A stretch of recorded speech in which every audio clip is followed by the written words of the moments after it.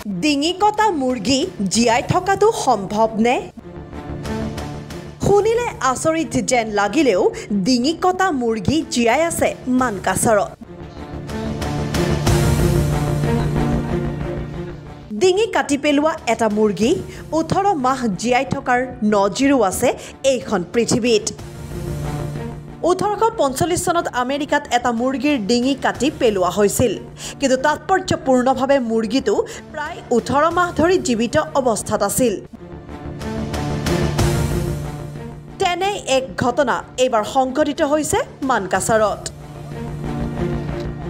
পবিত্ৰ ঈদ উপলক্ষে মানকাছাৰৰ এইগৰাকী আব্দুল মুন্নাফ নামৰ গৃহৰক্ষী জোৱানজনে পুৱা বজাৰৰ পৰা এটা লোকেল মুৰ্গী এসাঁজ খোৱাৰ বাবে কিনি আনিছিল।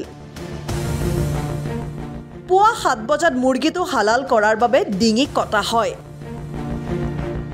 কিন্তু তাৎপৰ্যপূৰ্ণভাৱে মুৰ্গীটোৰ মৃত্যু নোহোৱাত পৰিয়ালটোৰ মাজত কৌতূহলৰ সৃষ্টি হয়। মানে মই আজি ঈদ উল ফিতৰৰ দিন পুৱাতে মই ঝাউডাঙ্গা বজাৰত গ'লোঁ, যে এখন মুৰ্গী লৈ আহিলোঁ।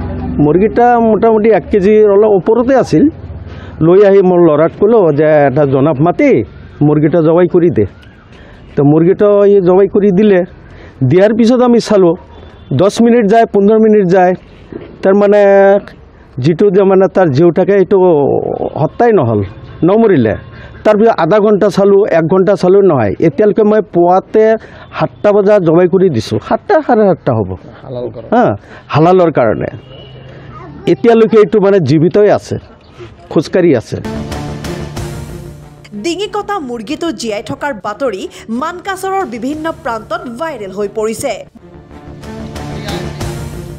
মানকাছাৰৰ বাঘাৰচৰ গাঁৱত সংঘটিত হোৱা এই ঘটনাৰ পাছত একাংশ লোকে মুৰ্গীটো কাষৰ পৰা চাবলৈ গাঁওখনত ভিৰ কৰিবলৈ আৰম্ভ কৰিছে। বৰ্তমানে মুৰ্গীটোক চিকিৎসা সেৱা প্ৰদান কৰা হৈছে। ঈদৰ দিনা আব্দুল মুন্নাফৰ ঘৰত সংঘটিত হোৱা এই ঘটনাই সমগ্ৰ মানকাছাৰত কৌতূহলৰ সৃষ্টি কৰিছে। মানুহৰ ভিৰ হৈছে, বহুত মানুহ আহিছে, পুৱাৰে পৰা বহুত মানুহ আহি চাই আছে। এইটো চাব আহিছে মানুহ, ৰাতিপুৱাৰ পৰা হাজাৰ হাজাৰ মানুহ ইয়াত আহিছে গৈছে। এই চাওক ইমান মানুহ আহিছে। তাৰপিছত আমি ইয়াতে আমাৰ লোকেল এজন আমাৰ কিহৰ ডক্টৰ আছে, তাক মাতিলোঁ। সি চাই অলপ বেণ্ডেজ কৰি দিলে। তো ভাবিছোঁ মুৰ্গীটো যদি জিন্দা থাকিলে ভাল হ'লে, আল্লাই ল'লে লওক, নল'লে সি মানে আৰু কি কৰিব, আৰু উপায় নাই, আমি এনে চাই আছোঁ। News desk report, M News।